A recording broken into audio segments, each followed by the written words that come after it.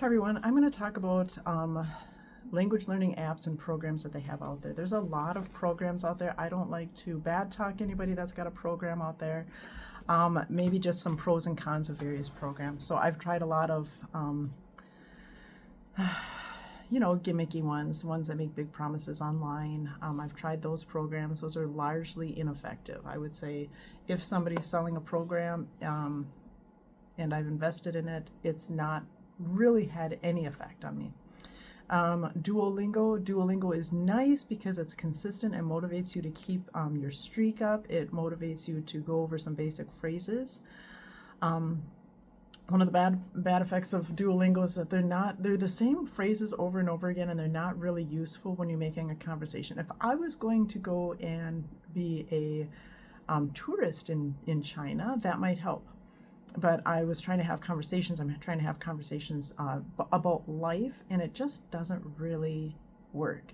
A better app I have found is Super Chinese. The reason why it's Super Chinese is I think it's a better app is because it does a lot of repetition. It makes you speak, and it also goes through the HSK levels, which are relevant to Chinese only. Also, I believe its parent company is in Beijing, and who knows better how to teach Chinese than Chinese people. They do have universities that teach Chinese. They have a lot of experience in teaching people Chinese. I think they would probably be the best source, and so kind of trusting that HSK, it kind of progresses you through the most commonly used phrases, not to be a tourist, but just commonly used phrases in daily life. And it's been very effective. It makes you talk a lot. It has also got a lot of different aspects to it. You can talk to people, you can have the Chow tutor, you can either do it free or you can pay for it. It's been very, very helpful to me. I would not say that is my primary way to learn Chinese, because you have to have an app so that it gives you feedback on speaking Chinese. If you just read Chinese, you are never ever going to be understood. So I do, the app to be able to speak and get some practice speaking and hearing those words. The other thing with Chinese is for me, I need to know the characters, right? So I do read. 轩轩 comes to eat. 轩轩 来吃 is what I'm reading now, and that is probably the number one way to learn Chinese, is to see it in context.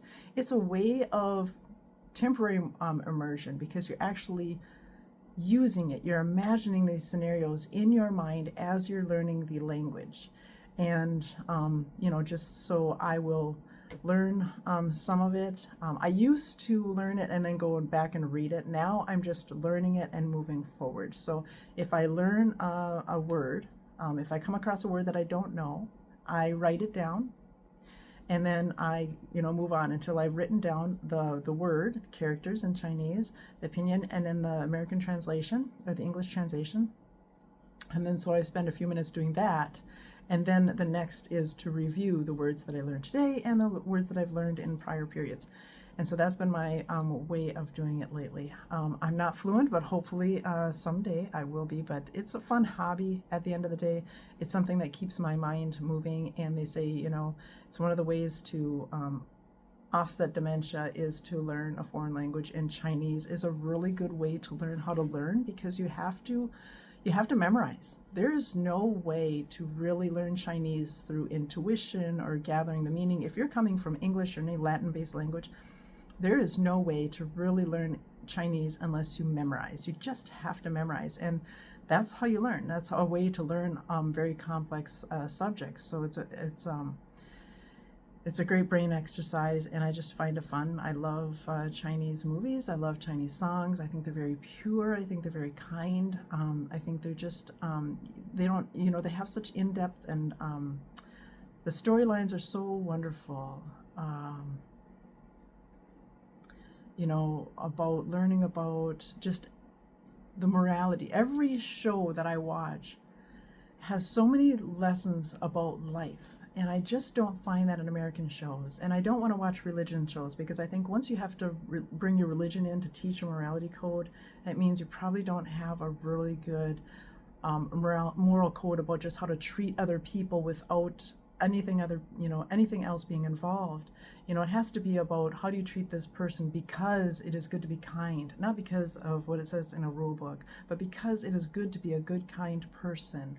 It is good to be a good, productive person, and those types of moral lessons in a movie is really what I want to watch, and I really haven't found that in anything other than some of these East Asian shows, and I'm sure there's a lot in other ones, but I have found just a deep love of Chinese movies and Chinese songs and just the whole culture. I've fallen in love with that it's just so beautiful and so pure-hearted that I love it, and that really motivates me to continue learning the language. So anyway, I got to get going. All right, have a good day.